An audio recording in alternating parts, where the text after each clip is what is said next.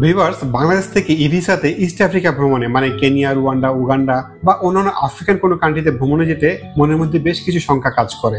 ভয় হয়, না জানি বাংলাদেশ ইমিগ্রেশন কতক্ষণ আমাদের আটকিয়ে রাখে, কি কি কাগজ দেখতে চায়, কি কি ঝামেলা হয়। সাধারণত এরকম কিছুটা হয় কারণ বাংলাদেশ থেকে বেশি ট্যুরিস্ট কিন্তু আফ্রিকাতে যায় না, সে কারণে ইমিগ্রেশন অফিসাররা একটু বাড়তি সতর্কতা অবলম্বন করে। এটা যে শুধু আপনার আমার মতো সাধারণ ট্রাভেলারের ক্ষেত্রে হবে তা না, অনেক বড় বড় ট্রাভেলারের ক্ষেত্রে এরকম হয়েছে। তবে আমার ক্ষেত্রে তেমন কোনো সমস্যা হয়নি। ইমিগ্রেশন অফিসার আমাকে তেমন কোনো প্রশ্ন করেনি, শুধু জিজ্ঞাসা করেছে আপনি কেন যাবেন। আমি বলেছি ঘুরতে যাব। তারপর ইমিগ্রেশন অফিসার নিজেই পিছনে উঠে গিয়ে তার বসের কাছে ই ভিসাটা নিয়ে গিয়ে চেক করে এসে আমাকে সিল দিয়ে দিয়েছে এবং শুভকামনা জানিয়েছে। আমি হাসি মুখে তাকে ধন্যবাদ জানিয়েছি। আমি আশা করি আপনাদের ক্ষেত্রেও ইমিগ্রেশন তেমন কোনো ঝামেলা হবে না। ভালো থাকবেন।